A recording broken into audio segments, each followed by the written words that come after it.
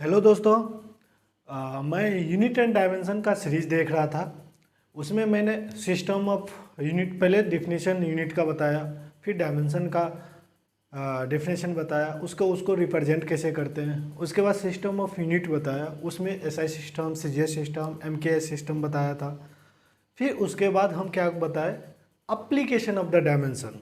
3 application बताया। First बताया principal of homogeneity and then conversion of unit and to derive the relationship between the physical quantity, product type, addition type, subtraction नहीं, सिर्फ product type देखे। फिर उस application of dimension का कुछ limitations है, उसी लिमिटेशंस के बारे में मैं पढ़ने जा रहे हैं दोस्तों। क्योंकि जब हम एप्लीकेशन पढ़ रहे होंगे, जब पढ़ रहे थे जैसे conversion of unit, principle of homogeneity, सबसे ज़्यादा डाउट किसी में आया होगा, to derive the relationship between the physical quantity. जब प्रोडक्ट टाइप कर रहे थे उसमें क्या हम, एक याद है जब टाइम पीरियड, जो सिंपल पेंडुलम का जो टाइम पीरियड है किस पे डिपेंड करता था, length of the simple pendulum और acceleration due to the gravity. हम डायरेक्टली प्रोपोर्शनल टू टाइम मान लिए थे L into g. L plus g क्यों नहीं माने, सब्सट्रैक्शन क्यों नहीं माने, वहाँ मल्टीप्लिकेशन ही क्यों माने कि टाइम जो सिंपल पेंडुलम्स का है directly proportional to length of the simple pendulum and acceleration due to the gravity. हम प्रोडक्ट टाइप एज्यूम कर लिए, क्योंकि उसको सब्सट्रैक्शन क्यों नहीं माने, एडिशन क्यों नहीं माने उस दोनों के बीच में। क्योंकि दोस्तों यही तो एप्लीकेशन पढ़ने जा रहे हैं, जो इसीलिए कहते हैं ना, हर थ्योरी का कुछ ना कुछ एप्लीकेशंस के साथ साथ लिमिटेशंस भी है। यदि वो लिमिटेशंस नहीं आएगा तो रिसर्च होता ही नहीं। उस लिमिटेशन के बिहाफ पे रेक्टिफाई, मतलब दिन प्रतिदिन जो साइंस का डेवलपमेंट जो होते जा रहा है, तो उसका जो लिमिटेशंस है उसको रेक्टिफाई किया जाता है, उसको मॉडिफाई किया जाता है दूसरे तरीका में, और उसको सही करने या सुधारने की कोशिश किया जाता है दिन प्रतिदिन। इसी को तो हम साइंस का डेवलपमेंट बोल सकते हैं। साइंटिस्ट दिन प्रतिदिन जो हमारा जो रिसर्च लेबोरेटरी होता है उसमें रिसर्च किए चलते रहता है दिन प्रतिदिन। चलिए अब उस पर हम फोकस नहीं करेंगे, लेकिन हम यहाँ चलते कुछ लिमिटेशंस पढ़ लेते हैं कि वहाँ जो टाइम पीरियड है सिंपल पेंडुलम को directly proportional to L into g मान लिए थे हम, उसके पावर ए भी। तो ऐसे भी मान सकते थे ना, L प्लस जी की डायरेक्टली प्रोपोर्शनल है। नो, इसका लिमिटेशंस है, क्या है, the relationship derive from the method gives no information. ये पहला इन्फॉर्मेशन हो गया था एडिशन सब्ट्रैक्शन। उसके बाद एक चीज़ और ध्यान रखना कि जब हम कांस्टेंट ऑफ प्रोपोर्शनलिटी जब हम लाए थे, time directly proportional to L into the g तो किए थे कि, लेकिन साथ में एक और एजम्पशन हम लिए थे कि के जो है हमारा प्रोपोर्शनलिटी कांस्टेंट है, which is the dimensionless quantity. अब वो पहले हम एज्यूम कर लिए वो डायमेंशनलेस क्वांटिटी है, तो उसको कैसे हम फाइंड आउट करेंगे, उसको फाइंड करने के भी तरीका कुछ ना कुछ होगा। तो यहाँ भी एक लिमिटेशंस है। ओके दोस्तों, और तीसरी बात है, ये चीज़ ध्यान में आप यदि जब हम मैं प्रैक्टिस कर रहा था, थर्ड एप्लीकेशन जो to derive the relationship between the physical quantity product type में, ये ध्यान मतलब आपको या सोचे होइएगा कि इस तरह के क्वेश्चन जो मैं बोलने जा रहा हूँ वो किस तरह का क्वेश्चन है कि जितने भी वेरिएबल था 3 ही इक्वेशन अवेलेबल था, मास, लेंथ और टाइम। मान लेते 4 वेरिएबल आ जाता, तब कैसे सॉल्व करते। तो वहाँ भी दोस्तों एक लिमिटेशंस है कि यदि हमारा नंबर ऑफ द इक्वेशंस जो है नंबर ऑफ वेरिएबल से ज़्यादा हो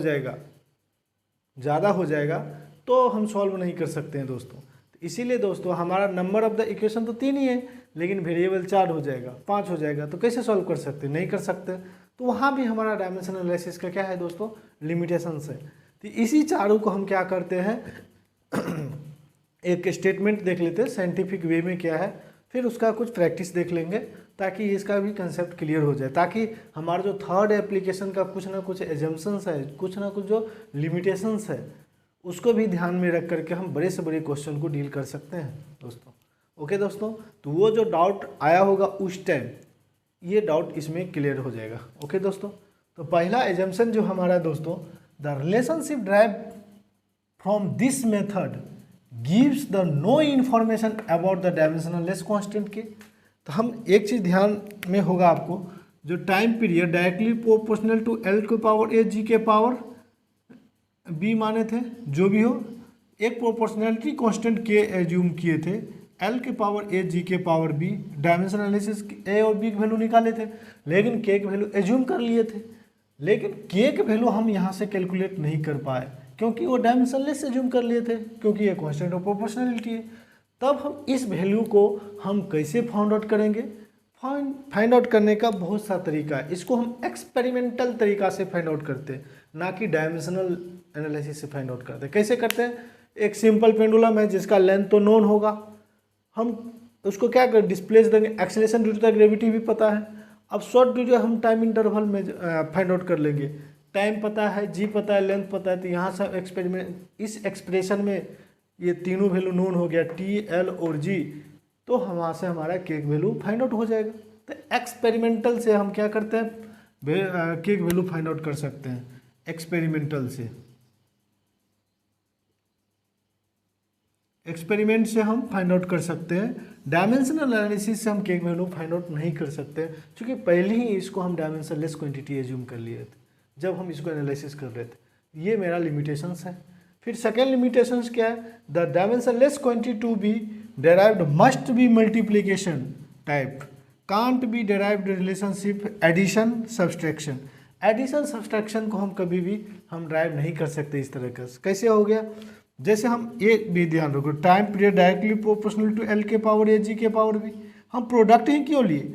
टाइम के डायरेक्टली प्रोपोर्शनल एल के पावर ए प्लस जी के पावर बी क्यों नहीं लिए? क्योंकि इसके बारे में कोई इन्फॉर्मेशन ही नहीं देता। ये भी लिमिटेशंस है दोस्तों, इसीलिए हम प्रोडक्ट लेते हैं। एडिशन सब्सट्रैक्शन के बारे में कोई इन्फॉर्मेशन नहीं देता, सिर्फ इसीलिए हम ध्यान में आप उस टाइम जब दिया होगा तुम लोग, तो उसमें क्या हम ये बताए थे, derive the relationship between the physical quantity, लेकिन ब्रैकेट में क्या लिखे थे? Product type. यही है प्रोडक्ट टाइप। एडिशन सब्सट्रैक्शन कभी नहीं होगा, प्रोडक्ट टाइप होगा। और एक मैं इसका एग्जाम्पल देखूँ तो एग्जाम्पल ऐसे भी कर सकते हैं, जो काइनेमेटिक्स का इक्वेशन ऑफ मोशन है U T plus half A T square, तो ये प्लस है ना, तो इसका भी हम डायमेंशनल एनालिसिस से हम नहीं कर सकते क्योंकि ये प्लस आ गया। ये दोनों तो है मल्टीप्लिकेशन, इसमें तो हो जाएगा, लेकिन ये दोनों टर्म को हम डायमेंशनल एनालिसिस से एप्लीकेशन नहीं कर सकते क्योंकि एडिशन आ जाएगा। मतलब एडिशन सब्ट्रैक्शन हो जाएगा, आ गया जब भी किसी भी वेरिएबल के बीच में, तो हम उसको डायमेंशनल एनालिसिस से कभी भी एनालिसिस नहीं कर सकते हैं। ओके, ये भी लिमिटेशंस है। अब थर्ड क्या है? This method is no applicable when unknown variable are more than the equations are present. वही जो बताए थे, जैसे 3 इक्वेशंस है, 4 वेरिएबल आ जाएगा, तो कैसे सॉल्व कर सकते? नहीं कर सकते थे, वहाँ भी लिमिटेशंस है। वहाँ पर भी हम एप्लीकेशन ऑफ द डायमेंशन लगा के वो वैल्यू फाइंड आउट नहीं कर सकते। जैसे एग्जाम्पल, हम force is equal to nu into area into D V, change in length v upon D Y, velocity upon D Y. Okay हो गया। अब दोस्तों इसको हमारा ये 4 वेरिएबल कैसे होगा? 1 2 3 4, इसको हम ऐसे कर सकते हैं, फोर्स न्यू के पावर ए के पावर बी, वेलोसिटी के पावर सी और लेंथ के पावर वाई इसको लेंथ बोलते हैं, लेंथ के पावर डी। तो देखो 4 वेरिएबल आएगा, ए बी सी डी, और फोर्स का डायमेंशन क्या होता है दोस्तों? एम एन टी में एल माइनस 2 होता है। इसका इक्वेशन तो 1 पावर 1 2, तो न्यू के पावर ए के पावर बी के पावर सी और एल के पावर डी है। तो ये 4 इक्वेशन है, 3 वेरिएबल है, कैसे सॉल्व कर सकते हैं? नहीं कर सकते ना दोस्तों। तो इसीलिए यहाँ भी एक डायमेंशन एनालिसिस का ये लिमिटेशंस है दोस्तों। हम 3 डायमेंशन एनालिसिस का 3 लिमिटेशंस बताए। पहला लिमिटेशन क्या है दोस्तों? हम क्या है कि जो डायमेंशनलेस कांस्टेंट के था, हम उसका भी हम डायमेंशन एनालिसिस से उसका भी वैल्यू कैलकुलेट नहीं कर सकते हैं। फिर दूसरा क्या था हमारा दोस्तों? हम मल्टीप्लिकेटिव मतलब प्रोडक्ट टाइप के लिए हम रिलेशन को हम डायमेंशन एनालिसिस कर सकते हैं, एडिशन सब्ट्रैक्शन के लिए नहीं कर सकते। और थर्ड क्या है? यदि हमारा वेरिएबल मतलब इक्वेशन से ज़्यादा है, मतलब ज़्यादा तो भी सॉल्व नहीं कर सकते, यानी कि MLT 3 ही होता है जनरली, फंडामेंटल सेट क्वांटिटी है। 3 से ज़्यादा वेरिएबल होगा तो भी हम सॉल्व नहीं कर सकते दोस्तों। अब दोस्तों यहाँ पे आपको यूनिट एंड डायमेंशन के सारा जितना भी कोर कंसेप्ट है सारा कंप्लीट होता है दोस्तों। इस वीडियो को एक बार यदि आप अच्छे शिद्दत से 1 बाय 1 करके आप मतलब पढ़ लिए होइएगा, तो उस टाइम के बाद क्या होगा, आपको कोई प्रॉब्लम नहीं आएगी। कोई भी बुक से, किसी भी एनसीईआरटी हो चाहे कोई भी बुक हो, आप सॉल्व करें, आपसे क्वेश्चन जरूर लगेगा दोस्तों। और इस चैनल को सब्सक्राइब कर लें, मेरा रिक्वेस्ट है आप लोग से, और दोस्तों के साथ भी शेयर करें ताकि लोग वो इन्फॉर्मेशन वहाँ तक भी पहुँचे, क्योंकि सब्सक्राइब करना, शेयर करना, इसमें कोई पैसा नहीं लगता है दोस्तों।